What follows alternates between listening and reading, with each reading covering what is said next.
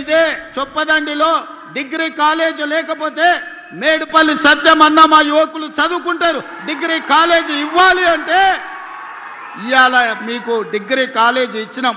ఇదేం కాదు మిత్రులు, పొన్నం ప్రభాకర్ శాతవాహన యూనివర్సిటీ ఉన్నది కానీ లా కాలేజ్ లేదు, ఎల్ఎల్ఎం లేదు, ఇంజనీరింగ్ కాలేజ్ లేదు. అంటే ఈ కరీంనగర్ ప్రాంతానికి law college, LLM college, engineering college మేము ఇచ్చిన మాట వాస్తవం కాదా? ఆదిలాబాద్ జిల్లాకు యూనివర్సిటీ ఇచ్చిన మాట వాస్తవం కాదా? ఖమ్మం జిల్లాకి ఎర్త్ యూనివర్సిటీ మన్మోహన్ సింగ్ గారి పేరు మీద యూనివర్సిటీ ఇచ్చిన మాట వాస్తవం కాదా? ఇవాళ ఒకటొకటిగా చెప్పుకుంటూ వెళ్తే ఎన్ని కాలేజీలు ఇచ్చినామో మొత్తం నేను లెక్క చెప్తా.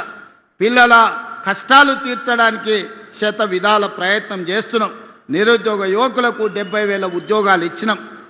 ఇవాళ రైతు రుణమాఫీ 25,35,000 రైతులకు 21,000 కోట్ల రూపాయలు, 2 లక్షల రూపాయలకు లెక్క కట్టి రైతులకు రుణమాఫీ చేసి ఈనాడు 9 రోజుల్లోనే 9,000 కోట్ల రూపాయలు రైతు భరోసా తుమ్మల నాగేశ్వరరావు గారి నాయకత్వంలో ఈరోజు వాళ్ళ ఖాతాలలో నగదు బదిలీ చేసింది నిజం కాదా?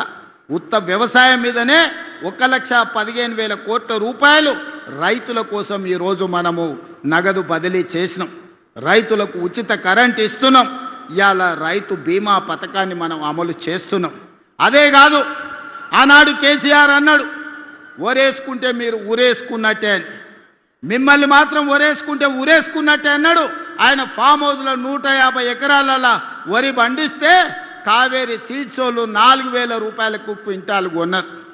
పేద రైతులకు 2,000 కోసం కొనలేదు కానీ ఆయన పండించిన పంటకు మాత్రం 4,000 రూపాయలు ఇచ్చారు. నేను అడగదలుచుకున్నా, మనమేమో ఒడ్లు పండించినాం, ఆయన ఏమన్నా బంగారం పండించిండా? ఒరేసుకుంటే ఊరేసుకున్నట్టే అన్నాడు కదా.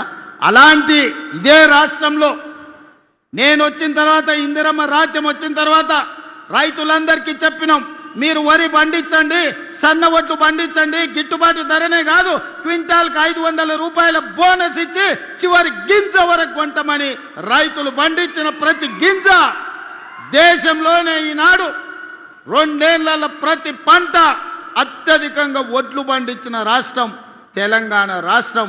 ఇవాళ రైతులు పండించిన పంట మనం కొనుగోలు చేస్తున్నాం. ఇవాళ కందులు కొన్నాం, మొక్కలు కొన్నాం, జొన్నలు కొన్నాం. ఇవాళ రైతు పండించిన పంటలు మనం కొంటున్నాం. రైతులకు ఒక భరోసా ఇచ్చినాం. ఒడ్లు మనకిస్తే 48 గంటల్లోనే వాళ్ళ ఖాతాలో నగదు బదిలీ చేస్తున్నాం. ఎన్నడైనా ఇట్లా జరిగిందా?